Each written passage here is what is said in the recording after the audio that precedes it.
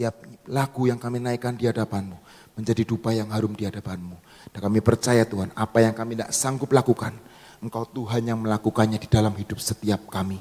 Mari Tuhan berfirman-Lah, biar roh hikmat, pewahyuan, pengertian turun di dalam hidup setiap kami. Dan kami percaya Tuhan, anugerah-Mu, jaminan-Mu yang membawa kami sampai destiny kami sampai akhir. Hanya di dalam nama Tuhan Yesus Kristus. Sama-sama berkata, amin.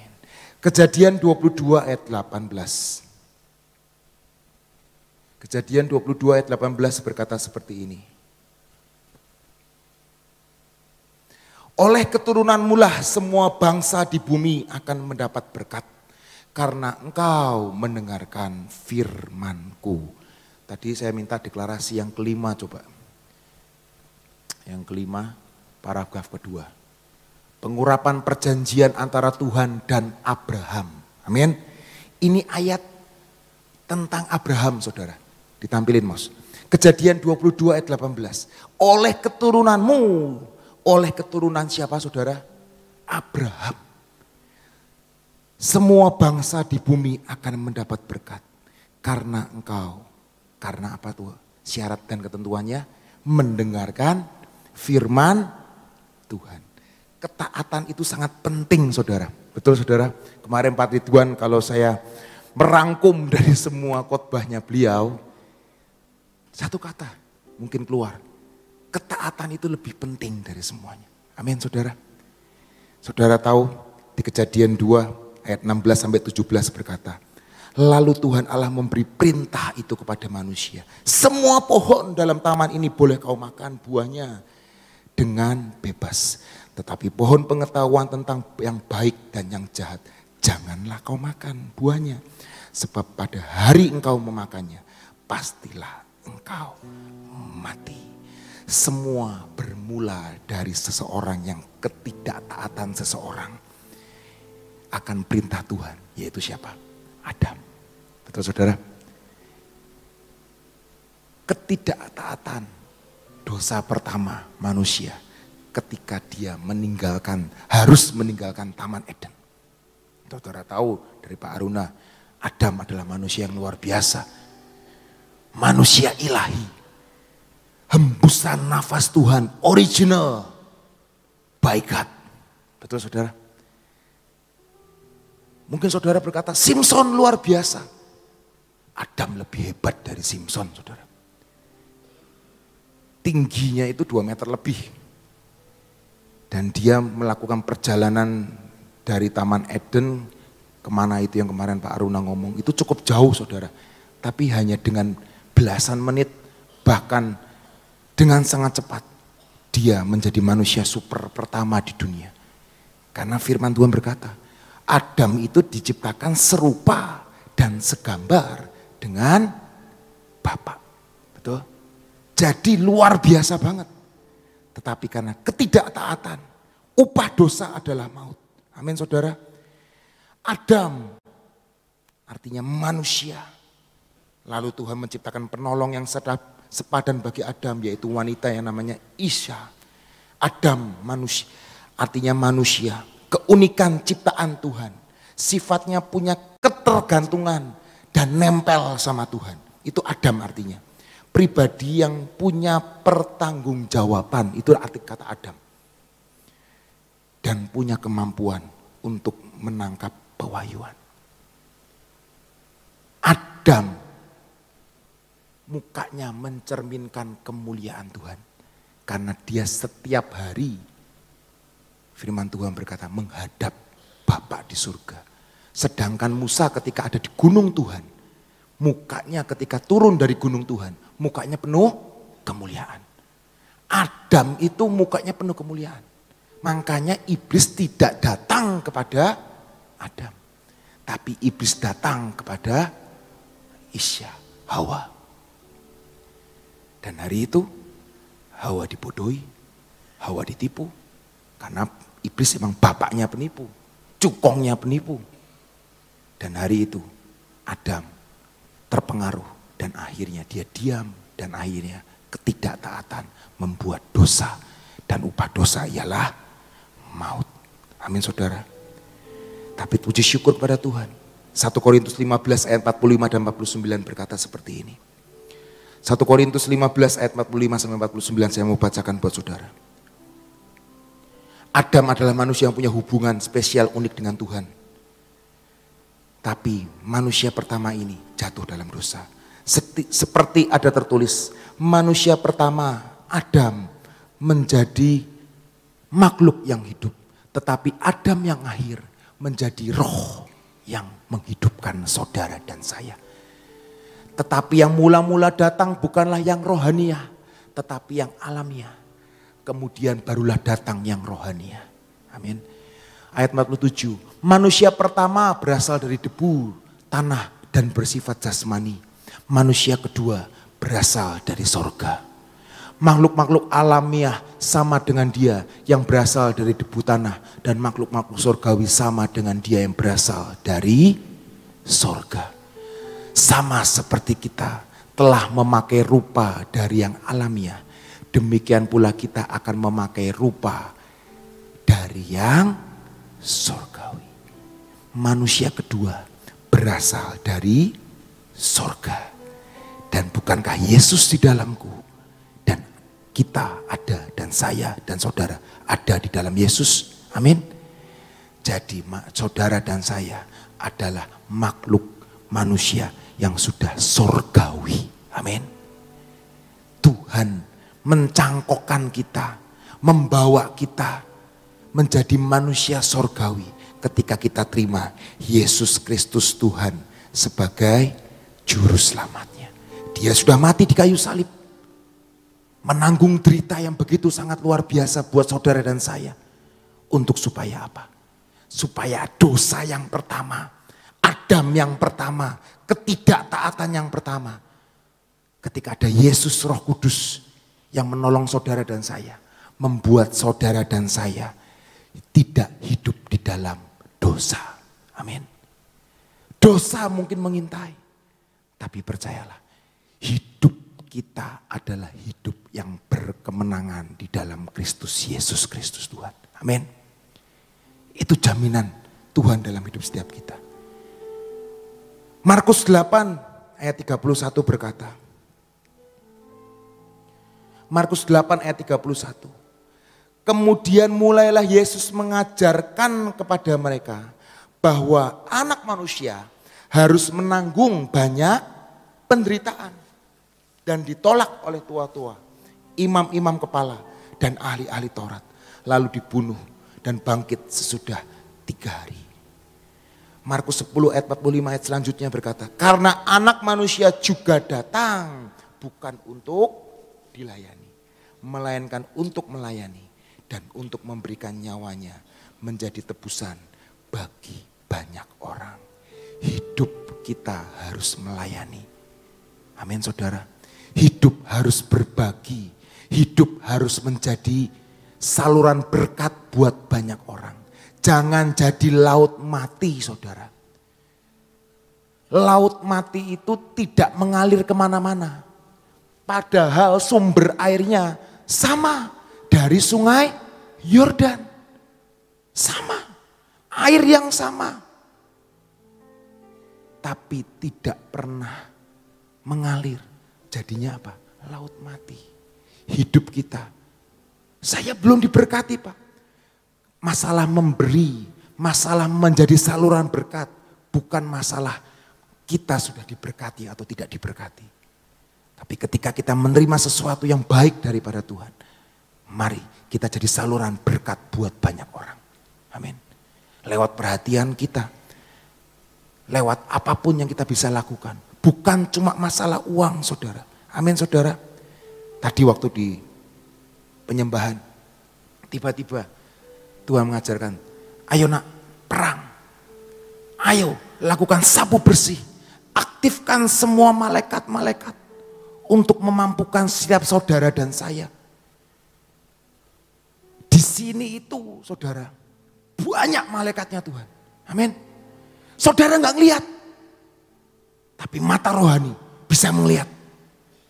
Tapi seringkali kita ini gak mengaktifkan pelayanan malaikat itu saudara. Tuhan sudah berikan malaikat-malaikat itu. Biar setiap hari kita sapu bersih. Kita patahkan, kita tolak semua yang dari iblis. Semua rencana iblis, semua apapun jerat-jerat. Semua putuskan, sapu bersih di dalam nama Yesus. Dan kita aktifkan setiap malaikat-malaikat dalam hidup kita. Bukan malaikat tetangga kita. Tapi malaikat-malaikat yang Tuhan sudah berikan dalam hidup kita. Malaikat pelindung, malaikat anugerah, malaikat pujian. Membantu setiap kita untuk menyelesaikan destiny kita. Amin. Tadi waktu saya mau belajar taat, kayaknya aneh. Kok sudah nyanyi, apalagi saya datangnya telat, macet saudara. Udah lebih awal, jam 7 kurang 15 saya dari rumah. Tetap, biasanya jam 7 kurang 15 itu gak telat. Ini jam 7 kurang 15, ya telat. Om Cecek sudah di sini, sudah menyanyi. Kayaknya aneh Tuhan kalau saya perang di tengah-tengah. Tapi bagi Tuhan, saya mau belajar taat. Saya enggak tahu buahnya apa. Tapi saya belajar untuk taat. Melakukan apa yang Tuhan mau. Hari ini belajar taat saudara. Tiba-tiba mungkin lagi nonton TV. Lagi nonton sinetron. Temu-temu Tuhan ngomong. Ayo nyembah. Ayo berdoa. Mari lakukan dengan ketaatan. Saya percaya buahnya pasti akan luar biasa. Amin saudara. Kalau saya ibaratkan saudara, ketaatan itu bukan sebuah pintu, tapi ketaatan itu sebuah kunci. Amin. Ketika nanti saudara lihat pintu yang tertutup, engkau ambil kuncinya, ceklek, terbuka di dalam nama Yesus. Ketaatan adalah sebuah kunci membawa kita sampai destiny kita. Amin. Mungkin itu pintu berkat. Mungkin itu pintu anugerah. Mungkin itu pintu kesempatan. Biarlah ketaatan itu jadi kunci dalam hidup setiap kita. Belajar taat dari perkara yang kecil sampai perkara yang besar. Taat aja. Karena taat itu adalah penyembahan kita di hadapan Tuhan. Worship is obedience. Obedience is worship. Ketaatan kita itu penyembahan kita di hadapan Tuhan. Saya nyanyi. Wah, PW setiap hari Pak. Saya di rumah pun nyanyi. Oke. Tapi worship is obedience.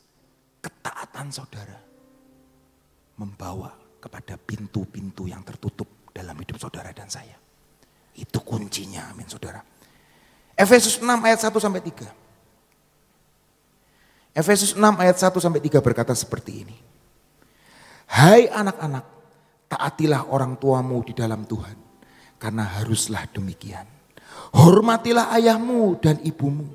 Ini adalah suatu perintah yang penting, seperti yang nyata dari janji ini, supaya kamu berbahagia dan panjang umurmu di bumi.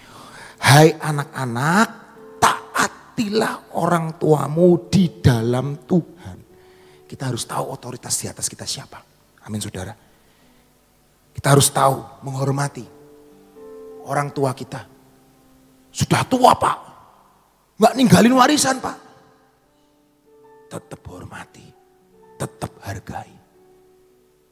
Itu adalah perintah, bukan pilihan. Taat itu adalah perintah, bukan pilihan. Lah kita orang Kristen punya free will, pilihan. Tapi sekali lagi, taat itu bukan pilihan. Ya saya pilih gak taat lah. Ternyata ketika Adam tidak taat, dia diusir dari Taman Eden. Manusia dikasih free will, tapi ketika ketidaktaatan membawa dia keluar dari Taman Eden. Amin saudara. Di sini berkata supaya kamu berbahagia dan panjang umurmu di bumi. Kalau cuma panjang umur itu bisa saudara. Minum kolesom, minum ginseng gitu misalnya. Minum apa? Tapi kalau berbahagia dan panjang umur Itu keinginan saudara dan saya kan. Kalau enggak cuma panjang umur, wah bisa. Tapi berbahagia dan panjang umur. Makanya belajar taat. Amin saudara. Ketaatan itu mutlak. Tapi seperti Ibu Nani sering ngomong, enggak segampang membalikan tangan. Tapi percayalah, anugerah Tuhan, Yesus yang ada dalam hidupmu dan hidupku, Roh Kudus yang menyertai engkau sampai kesudahannya, membawa setiap kita sampai destiny kita, supaya kita bisa taat. Situ taat terus enggak? Luki taat terus enggak? Ya enggak juga. Kadang-kadang enggak taat. Kadang-kadang nanti hari ini taat, besok bisa enggak taat? Bisa saudara. Tapi biarlah hidup kita penuh dengan berubah dengan yang lebih baik. Amin saudara. Biar hidup kita ini next level. Yohanes 10 ayat 17 sampai 18. Yohanes 10 ayat 17 sampai 18 berkata, Bapa mengasihi aku, oleh karena aku memberikan nyawaku untuk menerimanya kembali. Itu Yesus yang ngomong. Tidak seorang pun mengambilnya daripadaku, melainkan aku memberikannya menurut kehendakku sendiri. Aku berkuasa memberikannya dan berkuasa mengambilnya kembali. Inilah tugas yang kuterima dari Bapa. Amin. Setiap bagian apapun kita harus tahu. Saudara tahu Naaman? Kisah Naaman? Suruh ngapain? 7 kali nyemplung di sungai Yordan. Sungai Yordannya gak bening loh saudara. Naaman itu jenderal besar. Dia biasa dilayani dengan air yang bersih. Bahkan mungkin tiap hari luluran air susu buat supaya halus. Tapi dia hari itu menghadap Nabi Tuhan. Dan dia berkata, kamu harus ke sungai Yordan nyemplung 7 kali, ceplok, nanti kamu sembuh. Betul saudara? Nggak masuk akal. Tapi dia berkata, apa salahnya aku taat? Toh kalau Nabi ini ngomong yang lebih susah dari ini, aku akan lakukan kok. Mungkin aku ke ujung dunia cari singa atau ke hutan cari singa, tak lakukan kok. Ini cuma nyemplung kok, kena ke sungai Yordan kok, apa salahnya? Dan hari itu ketika dia taat, ketaatannya membawa kesembuhan dalam hidupnya. Amin saudara. Ketaatan Yesus ketika ada di perkawinan di Kana. Orang akan berkata, wong edan, air pembasuhan dibuat minum. Orang gila. Tapi hari itu Tuhan memilih taat kepada Bapaknya. Dan hari itu air pembasuhan menjadi anggur yang terenak di perjamuan itu. Biar hari ini hidupmu penuh dengan ketaatan. Tadi di awal kita sudah berkata, perjanjian dengan Abraham. Perjanjian apa sih? Perjanjian ketika dia memberikan anak yang tunggal yaitu Ishak ke Gunung Moria. Dan hari itu dia memilih taat. Karena hari itu dia berkata, aku mau taat seperti apa yang Bapak ngomong. Dan percayalah, hari itu Abraham menjadi bapak orang beriman. Amin. Ketaatan seseorang membawa perubahan. Kita bisa dapat janji berkat Abraham. Amin saudara. Bahkan keturunan demi keturunan melahirkan Yesus Kristus. Amin. Itu loh, ketaatan itu luar biasa saudara. Ketika saudara taat, maka anak cucu saudara akan mengalami yang namanya kehidupan seperti Obed-Edom. Obed-Edom taat. Dia tahu apa yang harus dilakukannya. Ketika Daud berkata, ini tabut harus di rumahmu. Mungkin dia akan berkata, takut. Anaknya Abinadab yang namanya Usa jadi sambar. Gimana nanti rumah tanggaku? Kacau nanti. Gara-gara tabut ada di tempat ini, kacau nanti. Tapi hari itu dia memilih taat. Dan hari itu tabut itu berfungsi dengan semestinya. Tanda kehadiran Tuhan ada di rumah Obed-Edom. Dan firman Tuhan berkata, anak-anaknya menjadi pembesar, anak-anaknya menjadi pahlawan-pahlawan Tuhan. Amin saudara. Di Yohanes 14 ayat 15 ayat terakhir. Yohanes 14 ayat 15 berkata, Yesus berkata, jikalau kamu mengasihi aku, kamu akan menuruti segala perintahku. Mari sama-sama baca saudara. Yohanes 14 ayat 15 berkata, 1, 2, 3. Jikalau kamu mengasihi aku, kamu akan menuruti segala perintah. Hidup di dalam ketaatan adalah keharusan saudara, bukan pilihan. Seringkali iblis berkata, free will, itu pilihan loh. Itu pilihan loh.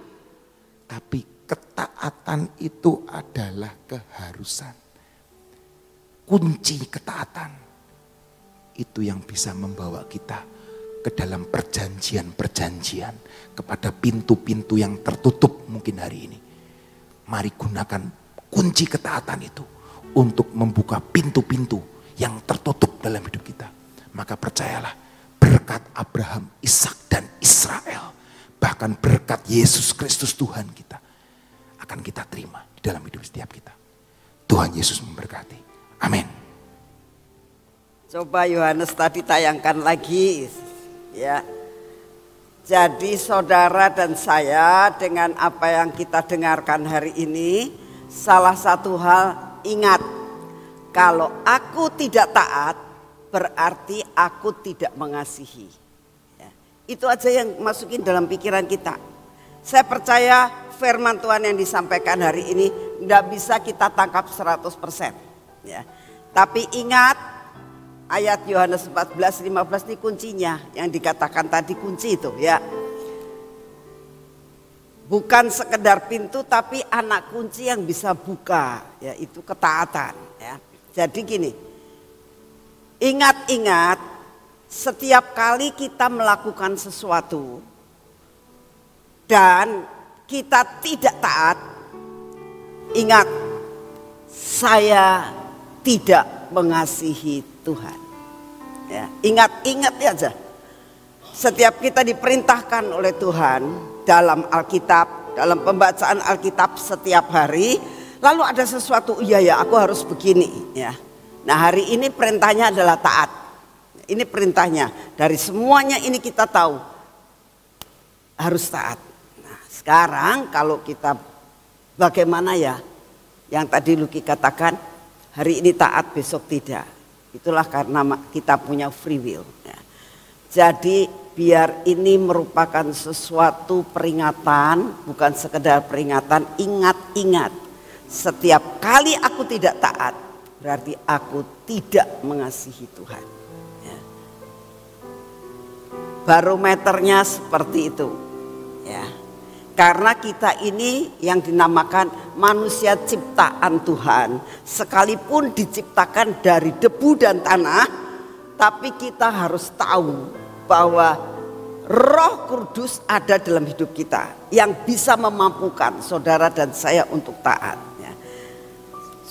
Kita ini bukan robot ya. Kalau robot itu kita melakukan segala sesuatu karena sudah di setel.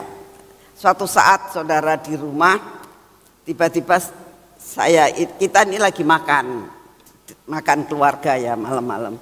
Terus tiba-tiba si Freddy itu ngomong, Google stop. Pikir saya ada apa ya? Kok ngomong Google stop. Saya pikir ada apa? Tiba-tiba lagunya mati. Kok aneh? Saya bilang, saya orang yang gaptek dengan hal yang seperti itu. Kok aneh sih? Kamu di sini teriak itu bisa mati. Itu bagaimana? Oh mas sekarang modelnya begitu. Ternyata di sebelah sana itu ada kayak speaker gitu loh, speaker. Terus dia ngomong, Google pujian Natal Malam Kudus gitu. Bentar lagi nyanyi saudara. Kok apa ya? Saya bilang gitu. Kok bagus ya? Kok kok bisa begitu? Nah, ya. Itu barang mati, saudara. Ya. Kok bisa nurut gitu? Tapi kita barang hidup suka nggak bisa nurut sama Tuhan. Coba bayangkan, ya. Barang mati diperintah dari ada jauh bisa nurut. Kita ini barang hidup, ciptaan yang paling luar biasa, yang disayang Tuhan. Saudara tahu nggak? Yesus mati bukan untuk tanaman. Yesus mati bukan untuk binatang. Yesus mati untuk saudara dan saya. Ayo belajar taat. Ya. Barang mati bisa disetel sedemikian rupa bisa nurut. Ada Roh Kudus yang ada channel kita dengan Tuhan. Ya. Kenapa speaker itu bisa nurut? Ini frekuensinya nyambung, saudara. Ya. Nah, saudara tahu frekuensi surga dengan saudara itu sebetulnya bisa nyambung karena ada Roh Kudus. Ada Roh Kudus dalam hidup saudara, jadi nyambung. Jadi kalau misalnya kenapa kita mau melakukan sesuatu ada deg-degan kadang. Janganlah. Jangan melakukan hal seperti ini. Kenapa? Karena frekuensinya nyambung. Jangan itu kuasa Roh Kudus. Tapi tergantung dari kita mau taat atau tidak. Ayo hari ini belajar taat supaya seluruh pintu terbuka buat saudara dan saya. Amin. Yuk doa. Terima kasih Bapak untuk firman-Mu yang menegur kami pada pagi hari ini. Kami tahu Tuhan, ketaatan adalah sesuatu hal yang luar biasa yang Engkau berikan buat kami. Beri kepada kami roh ketaatan itu. Kami tahu Tuhan, Roh Kudus sudah Kau berikan kepada kami. Selalu memperingatkan dan memperingatkan. Ajar kami tidak bandel Tuhan. Tapi belajar kami taat dan setia kepada firman-Mu. Ajar kami mengasihi Engkau ya Tuhan. Terima kasih untuk semua dan semuanya ini. Bapak, pagi ini kami datang di hadapan-Mu. Kami tetap mau berdoa untuk keadaan cuaca saat ini ya Tuhan. Engkau tahu cuaca tidak menentu Tuhan. Tapi kami tahu bahwa Engkau memegang kendali atas keadaan cuaca di negara kami dan di seluruh dunia ini. Kami berdoa, kalau belum waktunya masa kesukaran, masa penganiayaan, masa pemusnahan, Engkau yang akan mengatur keadaan cuaca dimanapun juga anak-anak-Mu berada. Terima kasih untuk semuanya. Kami tetap mau berdoa Tuhan untuk gejolak yang ada di bawah. Saat ini kami tahu gejolak tidak ada di atas pemerintahan, tapi ada di bawah Tuhan. Banyak sekali gejolak-gejolak yang ada. Roh ketidakpuasan, roh yang intimidasi, roh yang provokasi. Kami datang di hadapan-Mu. Engkau yang akan meredam semua Tuhan. Kami minta di dalam nama-Mu biarlah semua roh provokasi, semua roh-roh yang ingin menghancurkan bangsa ini. Kami datang di dalam nama-Mu. Engkau sendiri yang akan menghancurkannya. Engkau sendiri ya Tuhan yang akan meredakannya. Engkau sendiri yang akan memusnahkannya. Terima kasih untuk semuanya Bapak. Kami mau menyerahkan akan keadaan bangsa dan negara kami ini ke dalam tangan-Mu Tuhan. Kami berdoa saat ini untuk Bapak Presiden kami. Dengan segala kebijaksanaan yang diambil, tindakan-tindakan yang dilakukan, kami mohon pengontrolan daripada-Mu. Semua ada di dalam kontrol daripada-Mu ya Tuhan. Berikan kepadanya hikmat, marifat, roh kebijaksanaan dan kesabaran yang daripada-Mu memenuhi dan melingkupi akan Bapak Presiden kami dan semua staf-stafnya serta semua jajaran pemerintahan serta angkatan darat, laut dan udara. Tuhan, kami persembahkan semuanya ke dalam tangan-Mu karena kami percaya Tuhan, negara ini ada di dalam tangan-Mu. Terima kasih untuk kasih setia-Mu Bapa. Terima kasih Tuhan, kami menyerahkan akan bangsa dan negara kami ke dalam tangan-Mu. Bapa, kami saat ini berdoa buat kebaktian pemulihan Pondok Daud yang akan dilakukan sebulan lagi. Engkau siapkan hati kami Tuhan, untuk kami mengerti bahwa Engkau menghendaki adanya kami tempat ini. Engkau pulihkan pujian dan penyembahan. Engkau buat kami keluar dari hati kami yang paling dalam. Sepanjang satu hari kami boleh berdoa, boleh menyembah Engkau, boleh menyenangkan hati-Mu. Dan dengan roh ketaatan yang daripada-Mu, kami menyerahkan acara ini ke dalam tangan-Mu ya Bapa. Terima kasih untuk semuanya. Bapa yang di surga, kami juga berdoa pada saat ini Tuhan. Engkau sendiri akan memberikan kepada kami semua masalah-masalah dalam hidup kami. Mari saudara, ini tempat kita berdoa. Ceritakan kepada Tuhan apa yang jadi masalahmu. Segala sakit penyakit, tekanan-tekanan di dalam hidup saudara dan saya.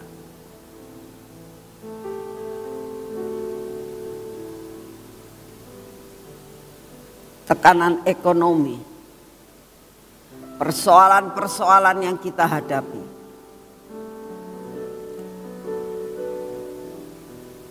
Tuhan adalah jalan satu-satunya. Tuhan Yesus adalah penyembuh. Tuhan Yesus adalah selalu buka jalan pada saat tidak ada jalan.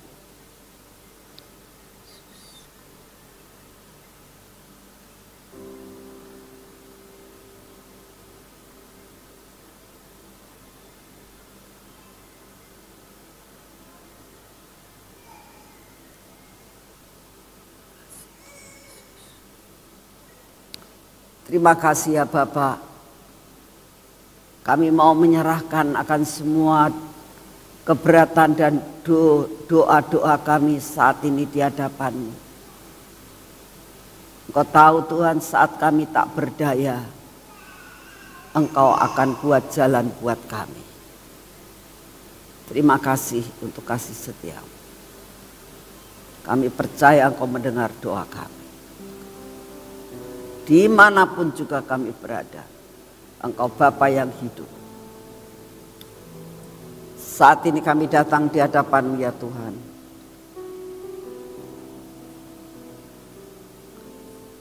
Kami minta daya tahan tubuh yang baru pada pagi hari ini. Masuk di dalam hidup kami daya tahan tubuh yang baru. Jadikan kekuatan dalam hidup kami untuk menjalani hidup ini. Kami butuh kekuatan yang daripada-Mu. Terima kasih untuk semuanya. Dalam nama Tuhan Yesus. Mari kita masuk dalam pengurapan.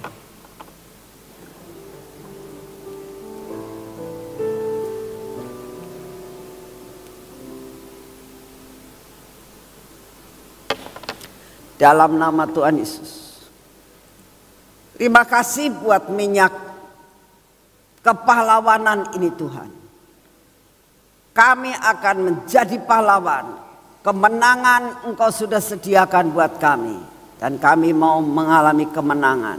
Sehingga kemalasan kami, ketidaktaatan kami dikalahkan dengan ketaatan yang Kau berikan buat kami. Di dalam nama Tuhan Yesus. Biarlah terus Kau urapi mata kami ya Tuhan.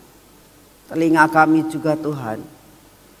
Bibir mulut kami, biarlah bibir mulut kami ini ada roh penguasaan diri untuk benar-benar mengerti apa yang harus kami katakan dan apa yang tidak kami katakan.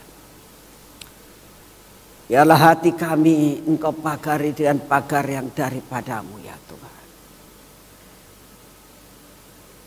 Semua yang tidak baik dalam hidup kami, Engkau sendiri akan menghancurkan dalam hidup kami.